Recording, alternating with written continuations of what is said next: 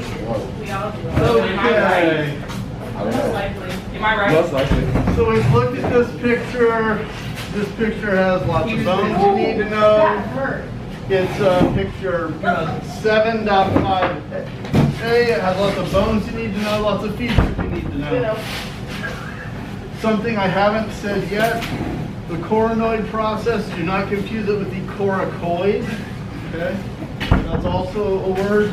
And here, where we articulate with the skull itself, that's a condylar process.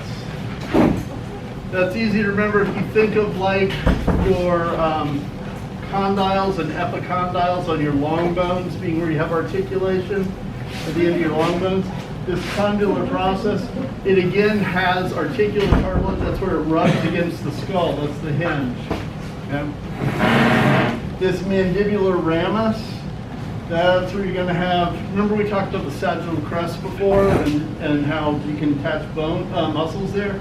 This is where your masseter is going to come down on the ramus to pull for biting.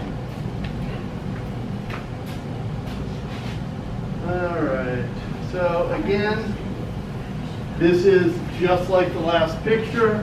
It has the same bones that I was saying you need to know, the same bony features. This is just more like what you're going to see on a test. It doesn't have the pretty colors. So. And let me be more clear.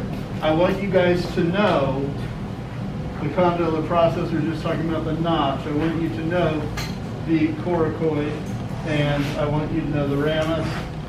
Know that this is part of the mandible. Know the mental foramen.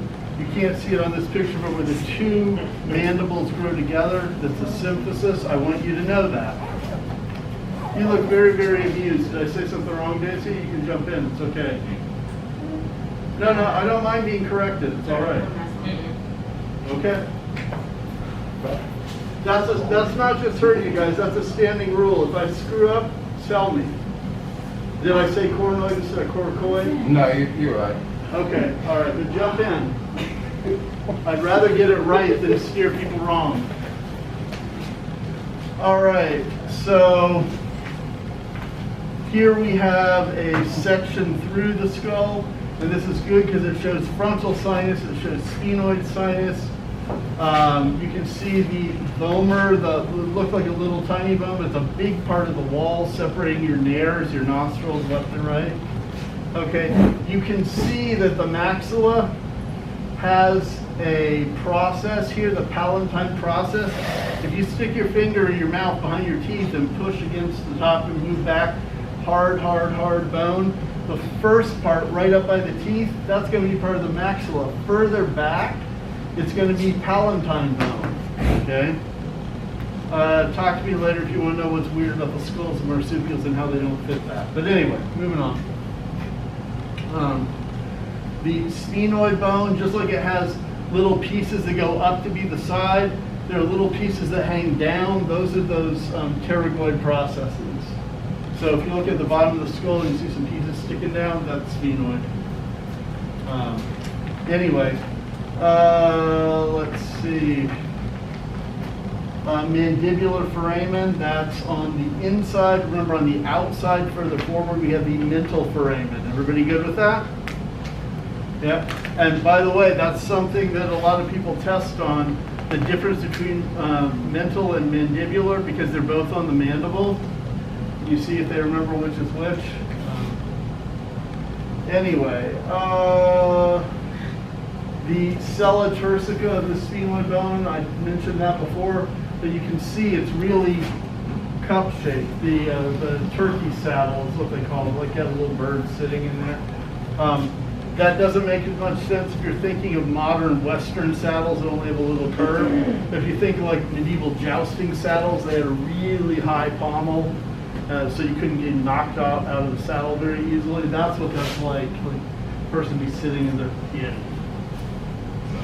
Anyway, the crista galli, the sail sticking up. Remember, you have the ethmoid, this is part of the ethmoid bone, and on each side of it you have the cribriform plate with all the holes. That's what the olfactory bulb is, and the scents are going up to those olfactory bulbs. Everybody good with that? We've said it a few times already. Right. And I had the other two. And again, yeah, just going to move forward. This is the same picture. You're going to see it again. So now, let's talk about the occipital bone, the one in the back here. All right? It's the posterior, the back wall of the brain cavity. Articulates with the parietal, the temporal, and then the sphenoid, which of course is the main bone in the bottom of the brain case. All right? Has a big hole, the foramen magnum. I told you the name means big hole, didn't I? Yep, it means big hole. That the brain connects to the spinal cord through. It has on the sides occipital condyles. So let me pull the skeleton up here for me.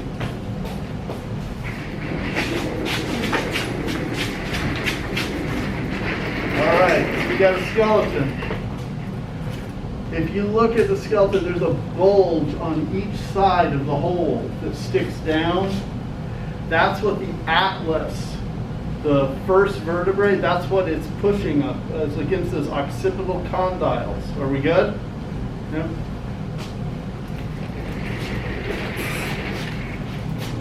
And they articulate with, here it just says first vertebra. That's not good enough. I want you to know that first vertebra is called the axis.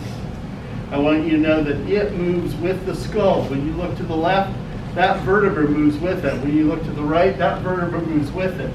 It's pivoting on the second vertebra, which is called the axis. Everybody good? Yep. All right. So wait, what's the first name in the first vertebra? The atlas, and it's easy to remember. Let me show you how to remember.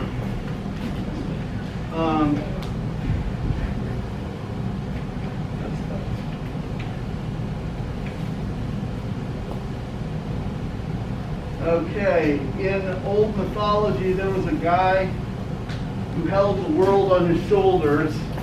No, I'm not recommending the book. I just like the book. But I knew that I could find a cover that had the guy. But in mythology, there was a guy called Atlas who held the world on his shoulders. Okay, Atlas is the name we give to the vertebra that holds the skull on its two processes. Does that make sense? Yeah. Okay, so that's an atlas, and the second vertebra is an axis, because things pivot around the axis.